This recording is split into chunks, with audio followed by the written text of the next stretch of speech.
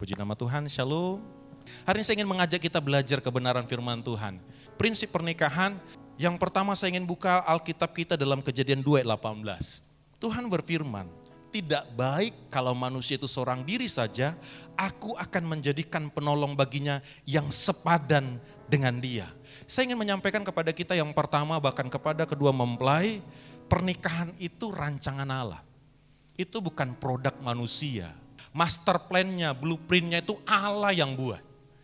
Jadi pernikahan itu bukan sesuatu yang abal-abal. Pernikahan itu sesuatu yang mulia, yang high class, yang punya nilai yang tinggi, yang tidak bisa disepelekan. Karena apa? Allah perancang pernikahan.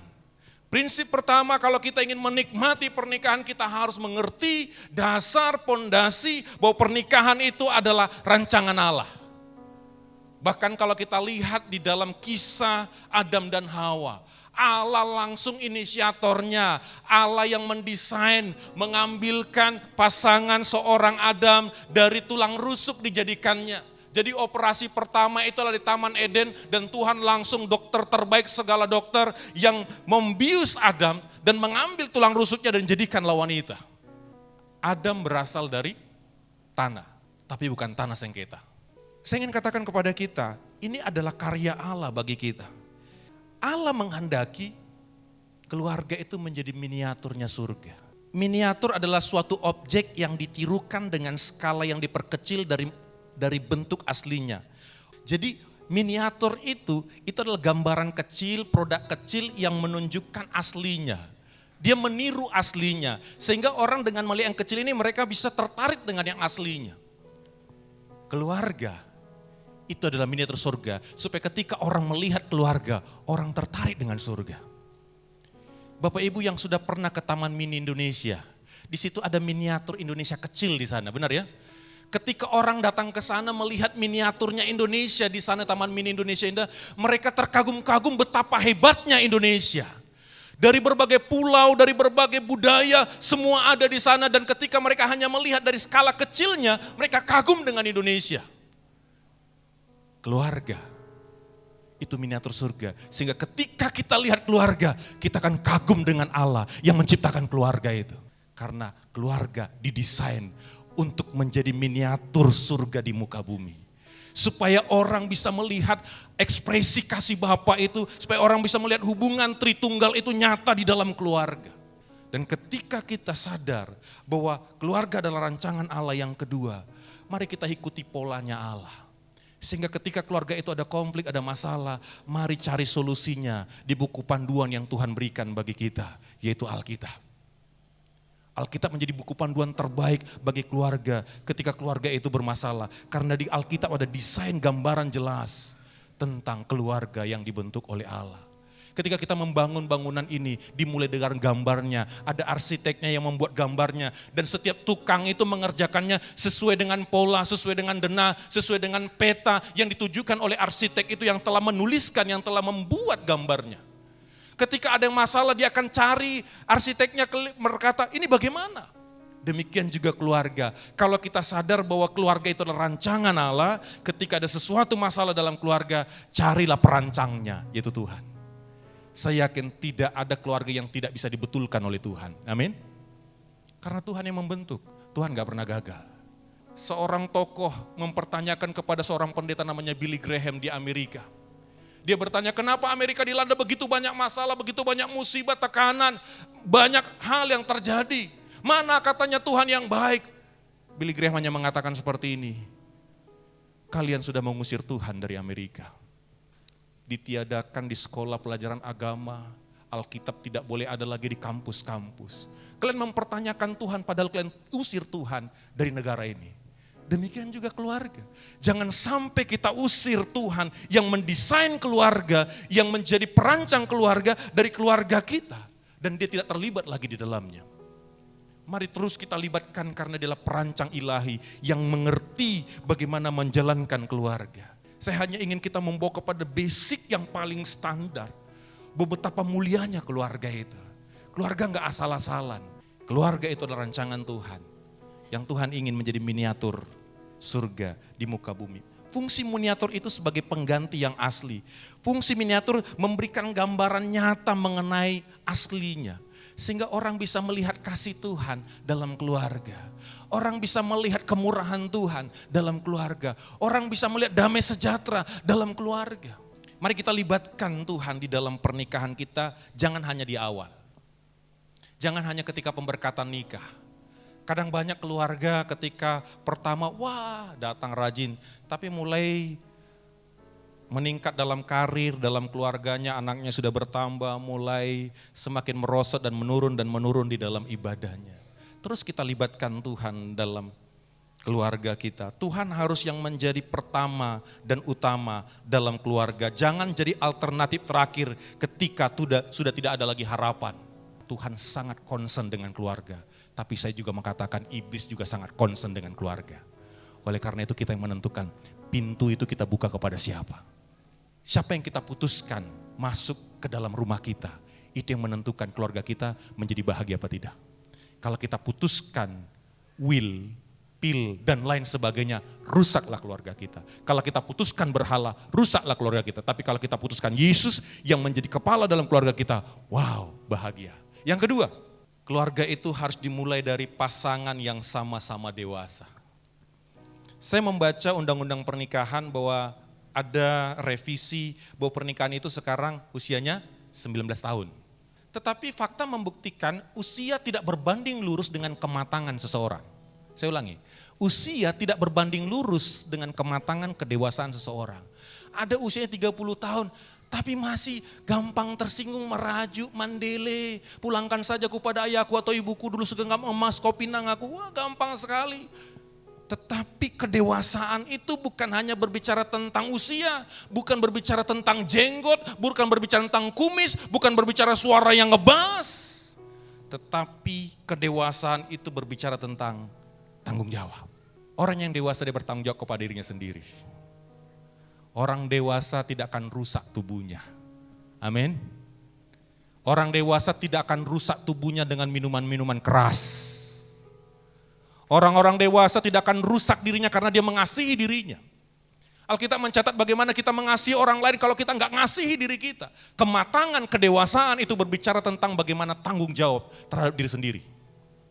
Bagaimana mungkin kita bertanggung jawab kepada anak yang kita ambil, dimulai bertanggung jawab dari diri sendiri. Baru bertanggung jawab kepada Tuhan, barulah bertanggung jawab kepada pasanganmu. Itu dewasa. Bertanggung jawab kepada diri sendiri, kepada orang lain, kepada Tuhan. Yang kedua, dewasa itu berbicara tentang tahu fungsi dan perannya. Jangan tahu peran orang lain tapi peran kita enggak tahu. Suami enggak perlu tahu apa fungsi istri, apa tanggung jawab istri. Suami harusnya tahu tanggung jawabnya. Jangan dibalik, kita menghafal tanggung jawab orang tapi kita enggak hafal tanggung jawab kita. Tetapi orang yang dewasa dia tahu tupoksinya, tugas pokok dan fungsinya apa. Sebagai suami itu apa. Saya sampaikan Bapak Ibu mudah-mudahan di ruangan ini enggak ada. Kadang banyak suami sekarang tugasnya berfungsi jadi turun drastis dari seorang suami kepala rumah tangga, imam menjadi tukang ojek online. Ngerti Bapak Ibu? Saya ingin katakan, dia antar istrinya ke gereja, dia pulang ke rumah. Terus nanti istrinya telepon lagi, Pak udah selesai ibadah, dia datang. Itu ojek online Bapak Ibu sesuai aplikasi. Jangan turunkan peran kita, tanggung jawab kita dengan hal-hal yang sepele, padahal kita imam. Itu hak kesulungan. Suami-suami, engkau punya marwah yang begitu luar biasa dan itu Tuhan sudah gariskan kepada suami menjadi kepala keluarga. Hidupi itu, nikmati itu dan tanggung jawab itu mengerti perannya. Yang berikutnya mandiri. Orang yang dewasa, orang yang matang itu mandiri. Mandiri bukan hanya sekedar mandi sendiri. Tapi mandiri itu dia tidak bergantung lagi kepada keluarganya. Tidak lagi setelah menikah, maaf Pak, tangannya gak gini lagi. Tapi dia belajar mandiri, belajar bertanggung jawab dengan keluarganya dan dia akan totalitas menghidupi keluarganya. Yang berikutnya, dewasa itu mampu membedakan mana yang baik dan salah. Yang berikutnya, tidak egois, belajar bukan di. Belajar memahami bukan dipahami, belajar memberi bukan diberi, belajar mengampuni, jadi dia aktif bukan pasif. Saya ingin katakan dan saya katakan juga kepada pengantin, Laki-laki dan perempuan itu berbeda mengekspresikan kasih dan menerima kasih. Laki-laki dan perempuan punya pemahaman dan punya bahasa kasih yang berbeda. Ada 5 bahasa kasih yang saya ingin sampaikan kepada kita dengan cepat saja. Yang pertama tentunya kata-kata yang menguatkan, kata-kata pujian. Ya, pujilah pasangan kita, amin. Ya, pujian yang pertama, yuk kita saling memuji. Saya yakin dan percaya orang siapapun dia senang dipuji. Benar apa enggak? Bapak Ibu yuk beri pujian, itu bahasa kasih loh. Bukan hanya ngomong aku I love you, mardabu holong, enggak cukup. Tapi biar pujian. Yang kedua, pelayanan. Laki-laki suka dilayani, benar? Suka dibuatkan kopinya. Jadi ibu-ibu pagi-pagi tanya suaminya, Pak, saya nggak tahu bahasa romantis Bapak Ibu apa. Mungkin Pak, mungkin my holong gitu Bapak Ibu ya, mungkin my babe, apapun terserah lah. Ya orang Batak juga harus romantis Bapak Ibu. Jangan jaraknya 1 meter. Wah ini kan corona, enggak kalau suami istri nggak apa-apa dekat Bapak Ibu. Amin. Enggak apa-apa dekat, tapi jangan hanya fisiknya yang dekat, hatinya pun dekat. Karena sekarang ini media sosial menjauhkan yang dekat, mendekatkan yang jauh. Orang bisa duduk bersama, tertawa, tetapi bukan tertawa bersama. Pelayanan. Mari kita belajar, istri-istri, layanilah suami dengan baik. Mari kita belajar, layani. Yang berikutnya apa? Hadiah. Kasih surprise. Di hari-hari khususnya kasih. Hadiah yang terbaik, apa yang disukainya. Mungkin sukanya empek-empek misalnya. Kasih empek-empek. Enggak harus yang mahal. Ya, tapi sesuatu yang berkesan. Yang berikutnya kualitas waktu, bahasa kasih. Istri suka ditemani. Dia ngomong, suami gak usah nanggapi, diam saja. Jadilah pendengar yang baik. Kadang istri hanya butuh didengar, gak butuh ditanggapi. Benar ibu-ibu ya? Karena ibu-ibu ngomong harus lebih kurang 5.000 kata setiap hari kan. Jadi kalau belum puas itu, nanti jadi ke tetangga dia. Di situ jadi gosip. Kalau gosip, kalau 1 jam pertama itu rohani Bapak Ibu, 2 jam kedua jadi rohana dia. 3 jam merbada dia. Makanya suami-suami jadilah pendengar budiman. Jadilah pendengar yang memang pendengar yang baik. Sehingga istri kita tuh berkeluh kesah, tadi kompor kita rusak apa tadi. Kualitas waktu. Mari kita berikan kualitas waktu. Ya. Yang terakhir itu sentuhan fisik. Mari kita belajar juga. Wanita senang disentuh, laki-laki juga senang disentuh. Ya, mari tingkatkan. Mungkin, maafkan saya ingin katakan, badan kita ini bisa berubah. Tidak kencang lagi seperti dulu. Tetapi biarlah kasih kita semakin luar biasa di hadapan Tuhan. Itulah kematangan. Matang itu bukan hanya fisiknya. Matang itu emosinya. Matang itu intelektualnya. Matang itu rohaninya harus matang. Dan yang berikutnya dan terakhir saya akan selesai di sini Bapak Ibu. Pernikahan itu harusnya mengalami peningkatan. Dalam pengkhotbah dikatakan berdua lebih baik dari sendiri. Karena ada satu yang menanggungnya. Bersinergi namanya. Kalau saya bisa mengangkat beban 50, tapi kalau saya berdua dengan istri saya tidak hanya bisa mengangkat beban 100 kilo. Logikanya gitu kan, 1 orang 50, kalau 2 orang 100 kan gitu. Tapi tidak, sinergi itu kalau 1 orang 50, kalau 2 orang bisa 200 kilo. Artinya pernikahan itu harusnya semakin meningkat. Meningkat kasihnya. Engkau ketika pacaran jatuh cinta, ketika sudah menikah bangun cinta itu. Amin. Meningkat, rohaninya meningkat. Kalau dulunya datang ke gereja cuma sekali seminggu atau mungkin pas Natalan janjian dengan pohon Natal gitu ya. Mulai meningkat. Kalau doanya 1 menit Bapak terima kasih amin. Mulai meningkat. Kalau gajinya mungkin mulai meningkat, itu namanya peningkatan karena apa? Ada 2 pribadi yang bergandengan tangan, mereka mengerjakannya bersama-sama. Dan itu bisa terjadi kalau 2 pribadi itu sama-sama dewasa. Kalau salah satunya yang dewasa, terjadi namanya kepincangan. Bapak Ibu kalau pincang, itu tidak maksimal bisa jatuh. Kalau kita jalan kakinya satu tidak pas, itu bisa jatuh. Kalau dalam keluarga, tidak akan bisa ada peningkatan kalau salah satunya pincang. Enggak maksimal. Kalau dua-duanya tidak berfungsi itu namanya lumpuh. Kalau lumpuh memang enggak bisa ngapa-ngapain. Tetapi kalau dua-duanya dewasa matang, peningkatan luar biasa.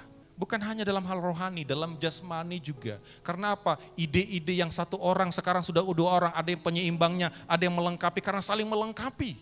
Sehingga semakin kuat, semakin mantap. Kalau dulu sendiri, bayangkan kalau sendiri, kalau tidur kedinginan, kalau berdua hangat. Itu bukan hanya berbicara tentang hal hangat saja, tapi itu berbicara tentang kinerja kita semakin mantap. Karena ketika kita sampai di rumah ada istri yang menyambut kita dengan kehangatan sehingga pekerjaan kita pun maksimal.